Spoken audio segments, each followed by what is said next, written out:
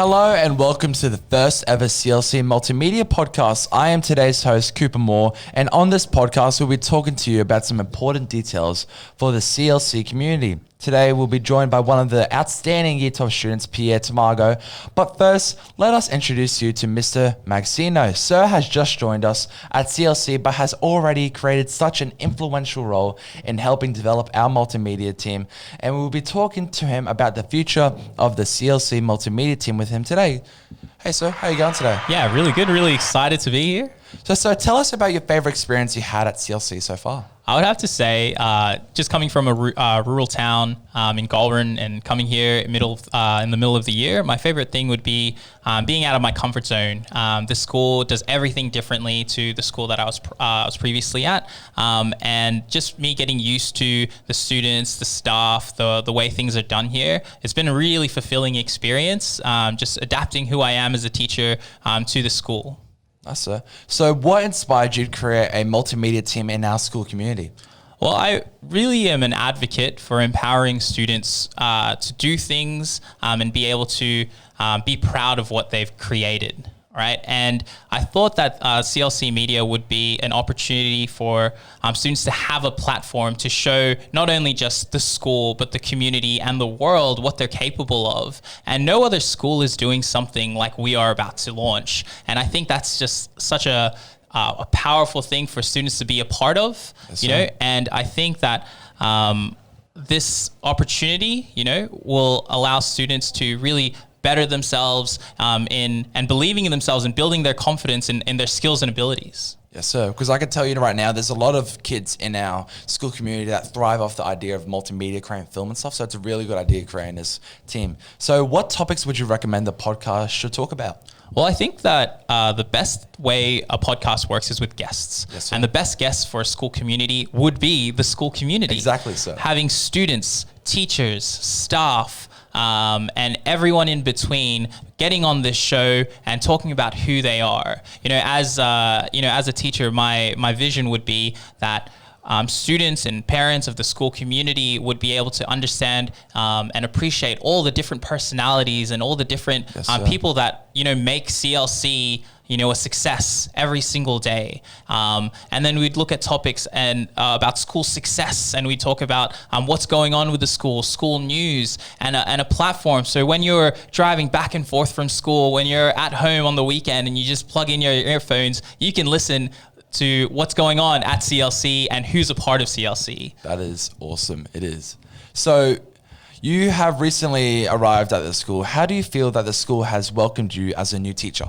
I think the school has welcomed me with open arms. Yes, every opportunity that I've been given to really flourish and thrive here has been awesome, right? Within my first week, I pitched this idea, and here we are at the end of the term, and it's up and running. All the staff and all the students have been so friendly, and everyone's been really engaging with who I am as a person, who I am as a teacher, and I think it's just been like the best introduction to the CLC community that I could have ever asked for. Easy, sir.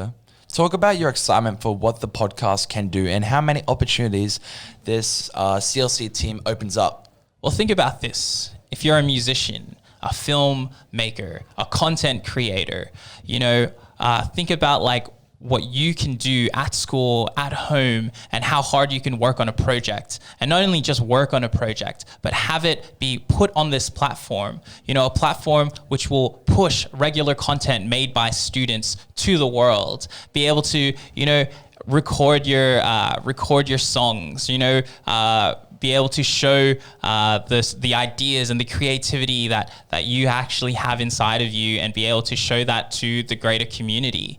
And I'm really excited because anyone can get involved. Anyone who has the heart and the drive and the determination to create something and to produce something and to have the willingness to show who they are as a person, I think that's just the most exciting part. Right, and giving students the opportunity to do this, and that's what I think this CLC Media will really provide the school community. Yeah, because I can tell you, we're really excited for this. It's going to be an awesome experience. So thank you very much, Mr. Maxino, for coming on the podcast today. and talked into us about the CLC team, or multimedia team. And thank you for introducing the idea, because without your input, this stuff would have never happened. So really appreciate it, sir. Thank you. No worries. Thank you. We now welcome Pierre Tamaga from Year 12, the leader of arts for 2020, and he'll be talking to us about his experience of Year 12 and his major works and also. How are you, Pierre? I'm really good. So, Pierre, what's your experience of Year 12 been like in 2020? It's a packed question. I think in terms of academics, it's been a little bit rocky just because of COVID and just because of, home learning and whatever. And especially because I'm doing a fair bit of projects, it affects all of that. But generally speaking, I think it's fairly okay. Okay. It's rough, but it's like, what else isn't rough? Exactly. It's just you just gotta work through it and whatever. But Year 12's been alright. I think we've done a fair bit as leaders as well. Yes, sir. Just to make the experience more memorable, I guess. Yep. But I got you. yeah. We'll link back to what you were saying about the multiple projects. But first, what supports have the college community provided you with? Firstly, we're not a Kappa school. We don't we're not a Kappa. We don't market as a Kappa school, but the facilities that we have, the facilities that we have, are really. It really is high quality. It's very high quality. People quality. don't really recognize it because they don't really interact with them as much. Yeah. But what we have here and what we offer is actually quite insane if you think about it. And not even just the teachers being willing to kind of bend over backwards to help students, but also just the opportunities that we receive. There's a lot of creative freedom, I think, with some of the stuff we know. I do believe that as well, yeah. Yeah, there's so much creative freedom in what you want to do, and you have the support and you have people willing to answer questions, to kind of follow through with things that you want to do. It's a really, I don't know, it's different. It's a new normal, I get that, yeah. So about your projects, it turns out you did 4 majors. So what are some tips you have for students who are passionate about project-based works? My tactic going into it, because 4 majors obviously is really a lot. It's a lot. Yeah, I know some people in other schools are used to doing 4 majors, but I think 4 majors is still a lot, regardless of what school you're going to. Yeah. So my tactic was I wanted to make sure that I was going into something and the things that I wanted to do were enjoyable. Yeah. Because for me, I'm naturally a music, multimedia, drama, and whatever student, right? I'm naturally that person. I'm naturally very engaged with the arts, and I love engaging with it. Yes, sir. But going into it, I wanted to make sure that I kind of tricked myself into working because it's so enjoyable, right? Yeah. I don't know if it's just me, but my workflow, whenever I get into a project, especially for multimedia, Yeah. whenever I start editing or whenever I start doing something, I literally just go on for hours and do it in one sitting. There was one section in my multimedia major that I did for, I was animating. Yeah. And I did it for at least 2 days and didn't sleep. Wow. It was really bad. That wouldn't be my tip. Please don't do that. That's really unhealthy. That's really unhealthy. But I think just make sure you choose things and be smart with what projects you're doing. Yeah. Of course, have creative freedom, and of course have that. course. But at the same time, think logistically as well and practically in how you're going to do it. Yeah. And also just you have to make sure and you have to know within yourself that you're willing to commit and you're willing to, I guess, deny yourself of certain things. Wasn't hard for me because we were denied because of the government. Yeah. But you have to kind of deny yourself of some things that you usually get in year 12. Yeah. I gave up a lot of my my lunch times and my frees just to work on my majors. Yeah. But because of how I thought about it logistically, I was still able to spend those memories for my multimedia major again, because I worked on that quite a fair bit. Yeah. Because I couldn't hang out with my friends in breaks and whatever, I used them for filming. Yeah. So we had a lot more memories outside of school and still had the same kind of memories you would get in year 12. Yeah. Just because you have work to do doesn't mean you can still have a balanced social life. It was it was an enjoyable experience no matter what you did. So you tried to push your friends, not push, but use your friends in your project so you can have like memories, and it was, Yeah. I can understand where you're coming from because I understand choosing 4 majors, that's a really hard thing. Yeah. But in the same case, it's also like you love doing those kind of things. So it's more like, it's not really work. It's more of a, like you want to do it. It's not pushing yourself. It's actually like, oh, I can't wait to do this music piece. I can't wait to do it. So I guess it's hard, but it's also the same case of it's going to be really enjoyable and you're not going to regret it. It's going to be really fun. I think be very careful as well with just how you pace yourself. I think for me, I ended up reaching a really stressful point through my HSC, like quite at the beginning of trials or just leading up to trials, because I needed to study, but at the same time, I needed my major works. Yeah. So definitely like maybe there's still some mishaps on my end, just with time management and with COVID and everything, because it was so disrupted. Regardless of how I planned it, there was still a lot of kind of moving around and shifting with what I needed to do. Yeah. And for people that want to do multiple majors, the best way to do it, I think, is just, if you're enjoying it at that moment and the workflow is there or whatever, just do it and just create like as much as you can. Yeah. Or even then just work on it. Like don't ask and don't wait until like, oh, this assessment needs to happen or this blah, blah, blah needs to happen. Just work on it if you're enjoying it at that moment. Yeah. And still think about other stuff and what's happening in the present, but work on it because it helps you so much in the future. Yeah. Because when you get that done and like a really massive workload, when that's done, because that 2-day thing that I made, that animation that I did, that was in COVID. Yeah. And if I didn't do that, and it was a whole learning process, I learned so much with that. Yeah. If I didn't do that at a time like that I was at home and I didn't have any other obligations, if I didn't do that then, I don't know what I would have done by the time trials came. So really think about. I think it really depends person by person. I think it's really subjective. 100%. So think about how you work personally, and find a way to maximize productivity. I understand that. Yeah. Yeah. So for the audience and viewers, we're gonna show Pierre's multimedia piece. But is it possible you can give a brief synopsis of your piece that you created? Yeah, well, I really wanted to do art. I really, really wanted to do art. But just because of lines and everything, I wasn't able to. Yeah. So I kind of made the way I started off my idea was kind of basing it off as what I would do if I was to create an art like film, right? And because the multimedia doesn't really care much about your concept or whatever, it's more about the techniques and the industry stuff. Cinematic, all that kind of stuff, I really wanted to do a short film that was cohesive and had a storyline, but it was a little bit hard, so I needed to kind of sort my way out. And I needed to use effects, a bunch of effects to impress the markers or whatever. So I made a short film called Nefesh. Yeah. I split it into 3 sections, but it's a subjective, what's that word? Surrealist short film. Okay. So initially I didn't really view it as that. Initially my personal view on it was that, like, because the word nefesh is the Hebrew word for soul. Okay. I'm a fairly devout Christian. Yeah. And it's mainly my initial idea, and the thing I kind of stand by right now is kind of the journey of the human condition, I guess, and how our bodies cope without God in a way. Yeah. Or in like trying to navigate a world that's broken and navigate a world that is empty. Yeah. For English advanced students, it's pretty much T.S. Eliot, Holloman, all the way to like something better and happy, and you can see a revelation into other things. But it's subjective. It's just a journey from empty to whole, and people can take it however they want. But yes, my personal standing and my anchor to that is Jesus and God. Very nice.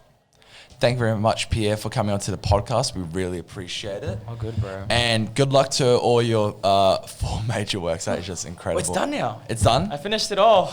So hopefully you get the absolute best mark for them. Thanks, man. And hopefully it all goes well. Thanks, bro. All right.